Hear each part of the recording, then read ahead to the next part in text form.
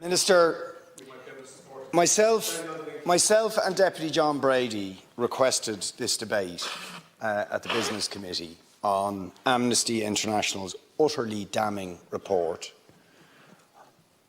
that Israel is a state that is operating a system of apartheid and in doing so are committing crimes against humanity, and call for sanctions to ensure that that system, that inhumane and inhuman system, is dismantled. Now, we called for this debate prior to the barbaric invasion of Ukraine by Vladimir Putin. And all of us have rightly condemned the crimes against humanity that are being committed by Vladimir Putin in Ukraine. And the government has moved instantly, within 5 days, to sanction Putin's regime and take urgent action. And the strength of language that was used, rightly, against Putin as a barbarian, as a thug, as a murderer, as a warmonger, all of which are true, all of those things apply to the State of Israel in its treatment of the Palestinians, and yes, the government is concerned about its use of language and doesn't feel it is appropriate to even use the word apartheid when Amnesty International, the most respected human rights organisation in the world, and Human Rights Watch, within a very short period of time, issue these damning reports saying that Israel, since its foundation, has been built on a system of oppression and domination and apartheid and racism, involving the murder of unarmed, innocent civilians on a regular basis,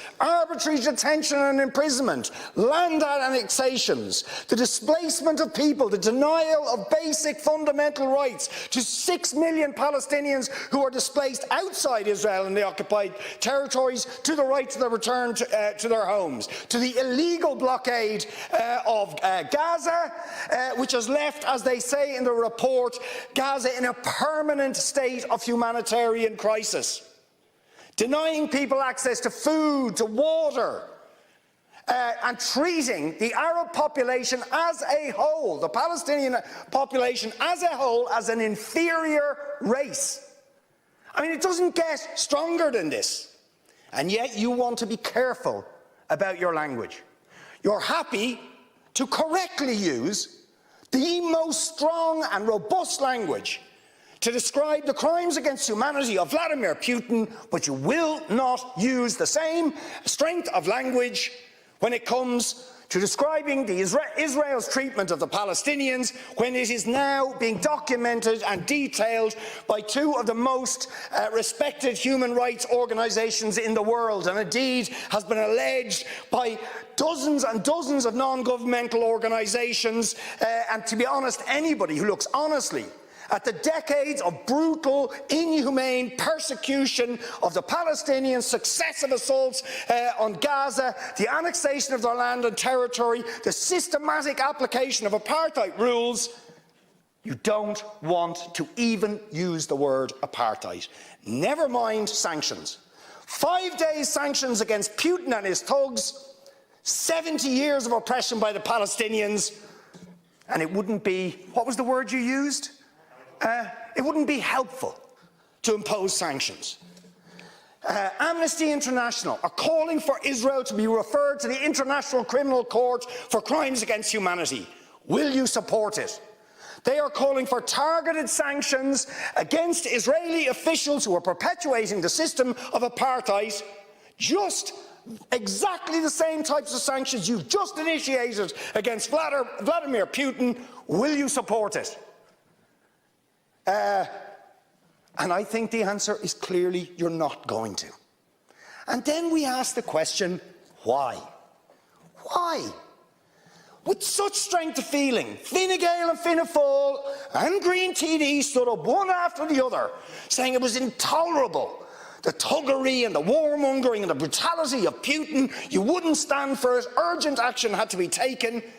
But we've got to be much more careful with the Palestinians and their treatment. And I haven't even got time to the briefing I organised this week about the people of Yemen and how Saudi Arabia, the most despotic regime in the world, armed to the teeth by the United States, Britain, France and others, killing 337,000 people in Yemen in the last 5 years, 10,000 children. Any action against the United States for arming them? Or Britain, or France, or Saudi itself? No. No action, no sanctions, no outrage. Words of concern. We'll raise it. We'll raise it. We'll call on them to do things. Now, you see, if you're going to have moral standards, those standards have to be consistent. Otherwise, they are not standards at all. They are just cynicism. And of course, we all know the reason that the standards are not consistent is because to call out the apartheid state of Israel would be to run foul of the concerns of certain states that are now presenting themselves as defenders of democracy and so on, such as the United States, the UK, Germany and other powers, whose relationship with Israel, supporting it and backing it, means that the European Union's moral credentials are bankrupted and that they are not willing to take the action. And we go along with that. That is not acceptable. So I appeal to you, Minister, I appeal to you to uphold the tradition this country has, going right back to its foundation, to opposing oppression of peoples and standing up against brutal powers that are willing to subjugate people like the Palestinians or any others.